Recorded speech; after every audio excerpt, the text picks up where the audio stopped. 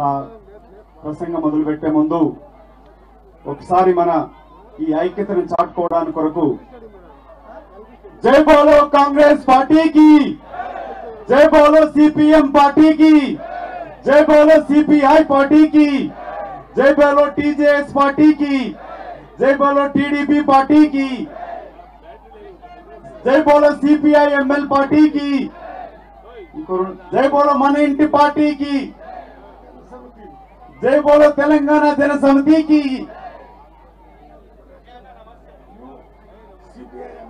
CPIML new liberation party, new democracy party, అన్ని party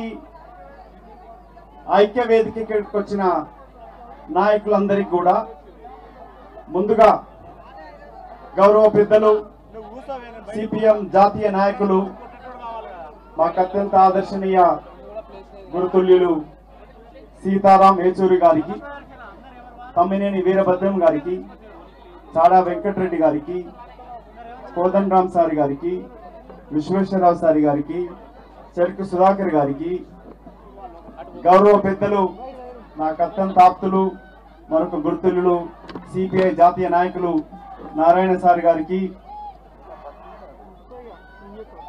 Nagam Janardhan Reddy గారికి, విశ్వేశ్వర రెడ్డి గారికి, చిన్నారెడ్డి గారికి, యావత్ కాంగ్రెస్ పార్టీ నాయకులకి, వారికి రామ్మోహన్ రెడ్డి గారికి, ప్రసాద్ గారికి, మల్రెడ్డి రంగారెడ్డి గారికి,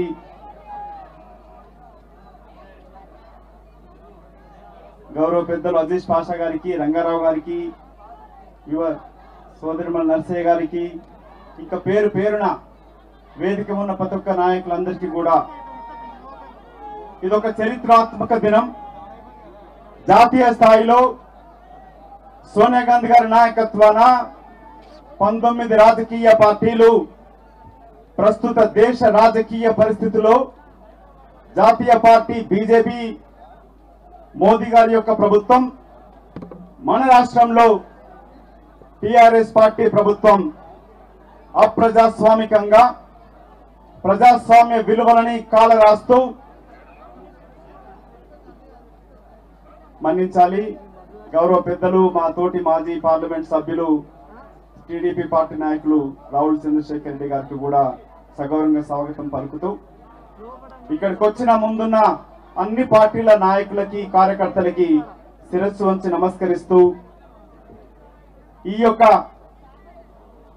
22 సెప్టెంబర్ జాతీయ స్థాయిలో తెలంగాణ రాష్ట్రంలో కూడా ఒక చరిత్రాత్మక దినం. అప్రజాస్వామికంగా ప్రజా విలువలను కాలరాస్తూ నిరంకుశక పరిపాలన కొనసాగిస్తూ అవినీతితోటి అక్రమాలతోటి పరిపాలన కొనసాగిస్తున్న నరేంద్ర మోదీ గారి ప్రభుత్వం అటు జాతీయ స్థాయిలో ప్రజాస్వామ్య విలువలను మంట కలుపుతూ ప్రశ్నించే గొంతులను అరెస్టు చేస్తూ కాంగ్రెస్ పార్టీ తెలంగాణ రాష్ట్ర కమిటీ అధ్యక్షులు పార్లమెంట్ సభ్యులు రేవంత్ రెడ్డి గారు సభకు విచ్చేస్తున్నారు. వారికి కూడా స్వాగతం పలుకుతూ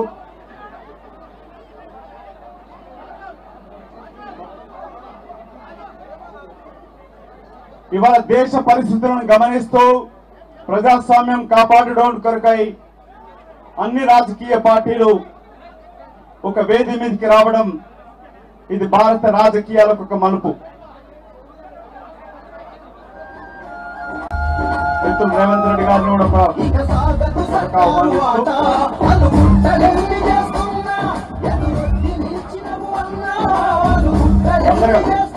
బాబు ఆగండి ఆగండి. కొంచెం మిత్రులారా కొంచెం డిసిప్లిన్ పాటించండి. ఎవరు పిలుస్తారో వాళ్ళ స్టేజ్ మీదకి రండి.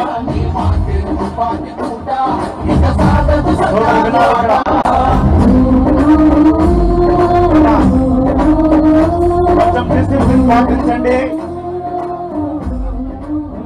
కాంగ్రెస్ పార్టీ కార్యకర్తలు కూడా కొంచెం డిసిప్లిన్ పాటించండి. ఇక్కడ మనం ఐక్యత పాటించాల్సిన అవసరం ఉన్నది.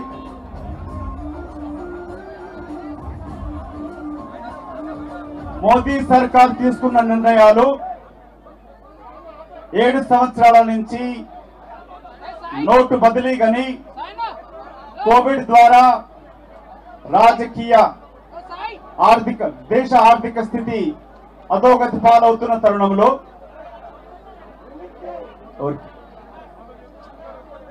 మిత్రులు కొంచెం డిసిప్లిన్ పాటించండి. పిలిచిన నాయకుల పైకి రండి.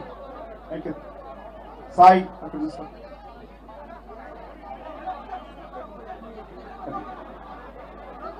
మోదీ నిరంకుశ పాలనతోటి రైతు వ్యవసాయ చట్టాల గని కోవిడ్ ద్వారా లక్షలాది మంది చనిపోతే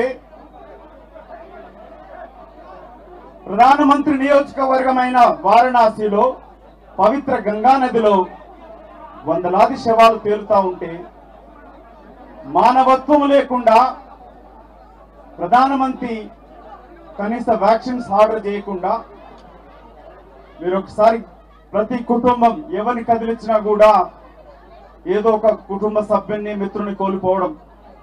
గౌరవ పెద్దలు సీతారాం యేచూరి గారు వారి యొక్క కుమారుడు కోవిడ్ ద్వారా మరణించడం, నా కుటుంబం తోడుకొని ఎంతో మంది దేశ ప్రజలు తమ కుటుంబ ఆప్తులను కోల్పోవడం జరిగినది. కానీ నరేంద్ర మోదీ ప్రభుత్వం తన అవినీతితో కనీస వ్యాక్సిన్స్ ఆర్డర్ చేయకుండా తన జన్మదినం రోజు 2.5 కోట్లు అని చెప్పి మాట్లాడుతూ ఉన్నాడు.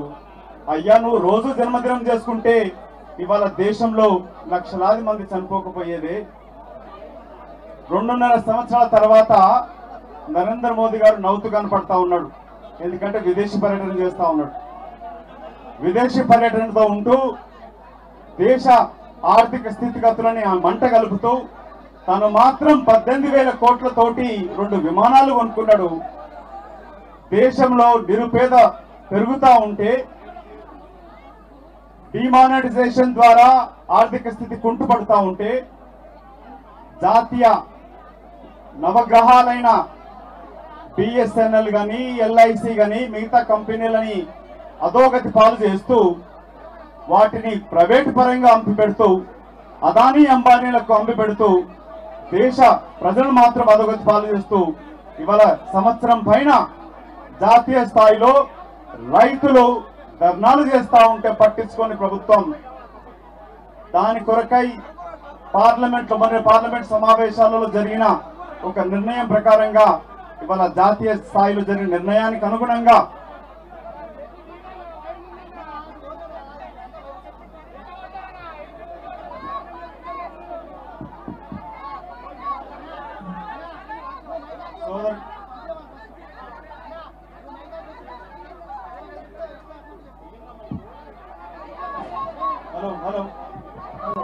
వీళ్ళు జరిగితొత్తది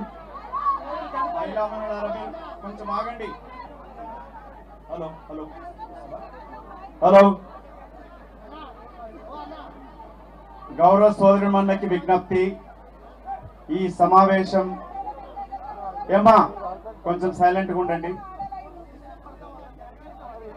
కొంచెం సైలెంట్గా ఉండండి. మనం కొంచెం డిసిప్లిన్ పాటించాలి. ఎవరు పిలుస్తారు పైకి రండి. జాతీయ నాయకులు ఇక్కడికి వచ్చినారు. సీతారాం యేచూరి గారు ఉన్నారు, నారాయణ గారు ఉన్నారు, మన కాంగ్రెస్ పార్టీ నాయకులు ఉన్నారు. సోదరులారా కొంచెం ఆగండి, డిసిప్లిన్ పాటించమని కోరుతూ త్యాగాలతో ఏర్పడ్డ ఈ తెలంగాణ రాష్ట్రం నరేంద్ర మోదీ అప్రజాస్వామిక నిర్ణయాలకి మద్దతు తెలుపుతూ బీజేపీ పార్టీ బి టీమ్ గా ఉన్న కల్వకుంట్ల చంద్రశేఖరరావు ప్రభుత్వం ఇవాళ తెలంగాణని దోచుకుంటుంది, దాచుకుంటుంది. ఉద్యోగాలు కల్పించిన దౌర్భాగ్యుడా అంటే వైన్ షాపులలో రిజర్వేషన్స్ అంటా ఉన్నాడు.